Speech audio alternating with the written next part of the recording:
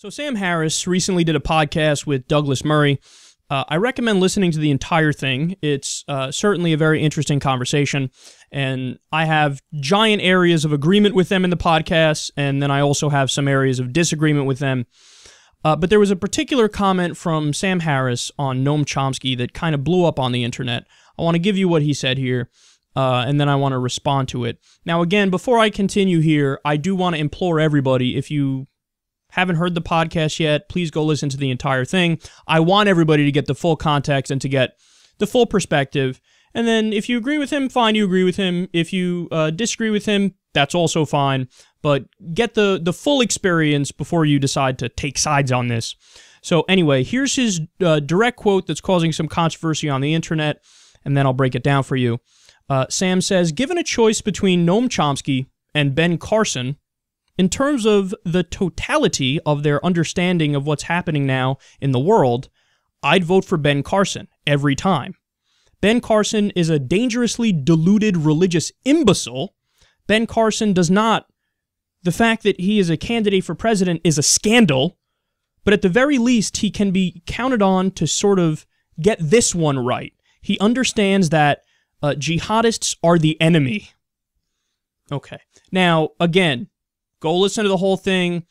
He comes with just a waterfall of hedges and caveats because he is a smart guy, unlike many people think and say. I've always disagreed with anybody who's ever called him a bigot or whatever, a xenophobe or an Islamophobe.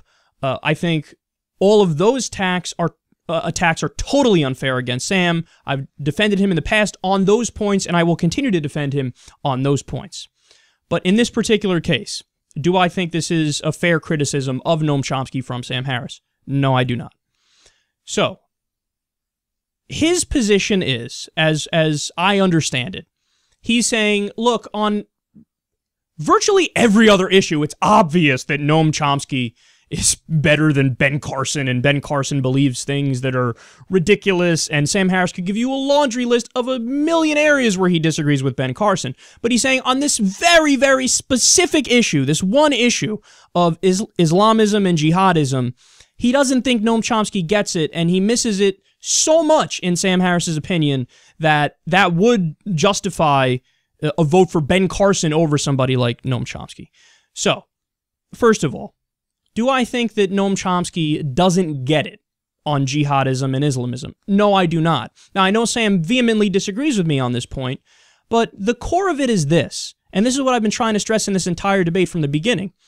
Guys, it's just a matter of where you put your focus when you have the conversation about jihadism and Islamism. So, Sam would focus on, and he's not wrong to focus on this, in fact, he's right when he focuses on the ideological religious aspect of it, where people truly believe in paradise and they have internalized this belief system, and their concerns are not secular, rational, terrestrial grievances. And he makes that point, and he hammers it home, and he makes it very well, and he's not wrong on that. He's not wrong on that, okay?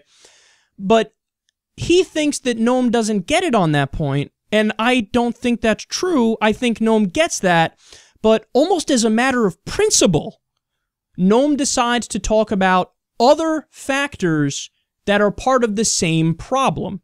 The problem of the popularity and the increasing strength of Islamism and jihadism around the world. And what Noam focuses on is, what are we responsible for in this field? That's not to say we're to blame 100% for everything. He wouldn't make that claim, and if people believe that, that's a caricature of what Noam actually believes. But he focuses almost as a matter of principle on how we've made it worse. So, for example, he could point to us funding the Mujahideen in the 1980s under Reagan, because we were so against the Soviet Union that we would fund anybody who would fight them. And of course, they were fighting the Soviet Union at the time. There was a war in Afghanistan. So we backed people who later became the Taliban and Al-Qaeda. We gave them funding, we gave them weapons, and a guy like Noam Chomsky would say, hey, you jackasses, never do that ever again. Now, obviously, Sam would say that as well, but Noam would focus more on that because he thinks that you have to get your own house in order first, and there's an easy way to stop terrorism. It's stop participating in it. So we shouldn't kill civilians, and also we shouldn't fund people that do the worst things around the world. So another thing Noam would focus on is that we prop up and fund and give a tremendous amount of money and take the oil from the Wahhabi regime in Saudi Arabia. Another thing he may focus on is that, hey, we're backing Islamist rebels in Syria against Assad, who's a secular Ba'athist leader. Why would we do that if we have a commitment to, the proper values system and we really are the world police? Why would we prop up some of the worst, most backwards Islamist jihadist regimes? So you're talking about the same problem, Islamism and jihadism, but you're talking about different aspects of it. Sam is focusing on the ideological issue itself and how liberals need to acknowledge that that exists. And Chomsky is focusing on the things that we've done, not to create the ideology, because he wouldn't say we created the ideology, the things we've done to fund that ideology and make it more popular and essentially shoot ourselves in the foot because of our dumb foreign policy. And again, Sam would say, he wouldn't agree that Noam Chomsky gets it on jihadism, that, he doesn't understand that these people don't have secular grievances.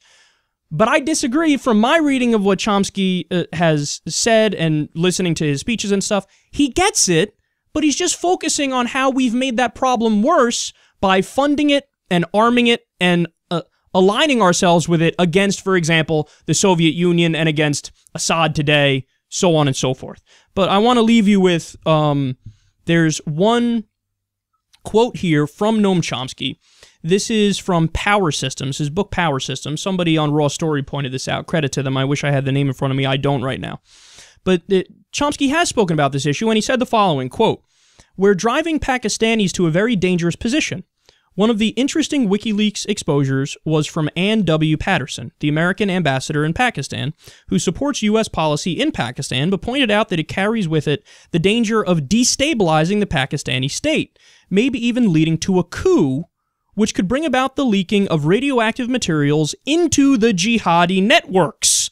The jihadists are not the dominant force in Pakistan, but they're present and have been since the radical Islamization during the Reagan years. Reagan and Saudi Arabia were supporting the worst dictator in Pakistan's history. One of the primary goals was to bring about a radical Islamization of the country, establishing madrasas all over the place. That's where the Taliban comes from. So yes, there is a radical Islamic element in Pakistan, and it's almost certainly engaged in some fashion in the vast nuclear industry. It's conceivable that under pressure, you might find leakage of nuclear materials to jihadi hands, which could lead to a dirty bomb in London or New York. It's likely."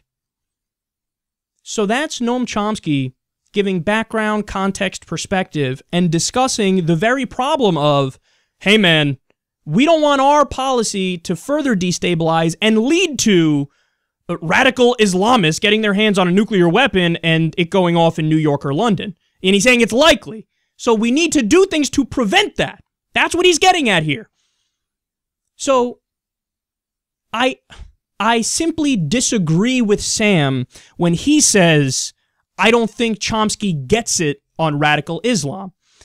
Sam, it's just that he has a different focus on the same problem. He wants to stop us from making that ideology more popular and funding it and arming it. And that's not to say he doesn't acknowledge that there really is a death cult, as you call it, in fundamentalist radical Islam. Not only would he acknowledge that, I think he would do as best as he could to prevent that.